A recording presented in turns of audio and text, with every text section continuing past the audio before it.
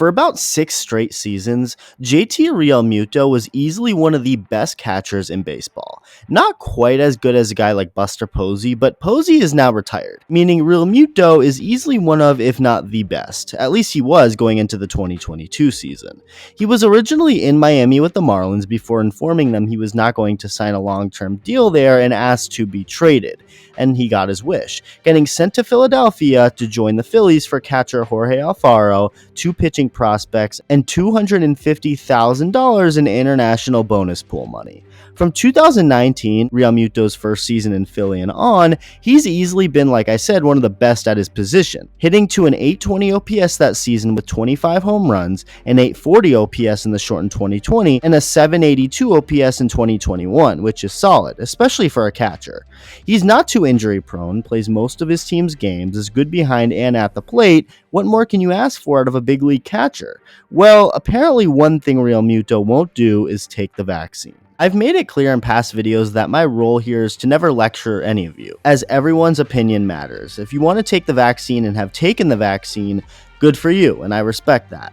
If you haven't taken the vaccine, don't trust it, and never want to, good for you. I respect that just as much. It turns out that with Realmuto, he's more aligned with that second point of view, meaning he will not be able to play with his team against the Blue Jays in their 2-game series set in Toronto. As most of you know by now, Canada is strict with the vaccines and their people, meaning you have to be vaccinated to be in the country, and that includes athletes playing for or against teams in the country, like the Blue Jays. The Red Sox have had some issues with that this season, as hitter Jarren Duran and pitcher Tanner Houck haven't set foot in Rogers Center to play against the Jays since they declined to get vaccinated. Duran, however, recently did say that he is going to be available for the next series the Sox play in Toronto, implying he will be getting the shot, with Tanner Houck declining to comment on if he will be available, implying he likely won't be, but we'll see. New Red Sox second baseman Trevor Story just signed a 6-year deal worth $140 million this past spring training, but that deal almost fell through at the end.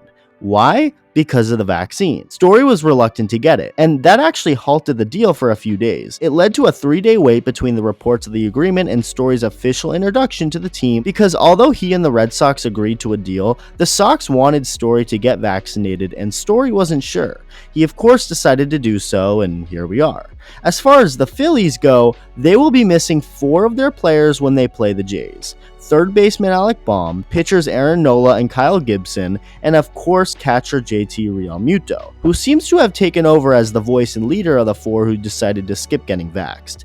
When asked about the situation and how he'll be missing these games in Toronto, JT said that it was an extremely unfortunate situation, that he's a healthy 31-year-old athlete, and that he didn't feel the need to get it, mentioning how he actually had the virus multiple times back when it first came out and just had mild symptoms, nothing horrible, going on to also say this. And I wasn't going to take it just because I was told to, basically. So what's money when I'm not going to let Canada tell me what I do and don't put in my body for a little bit of money? It's just not worth it.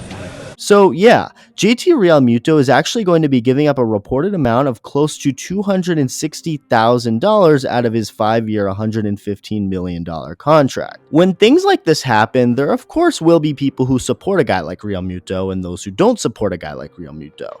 There will be those who say he's letting his team down by not taking the shot, and others who will applaud him for not taking it.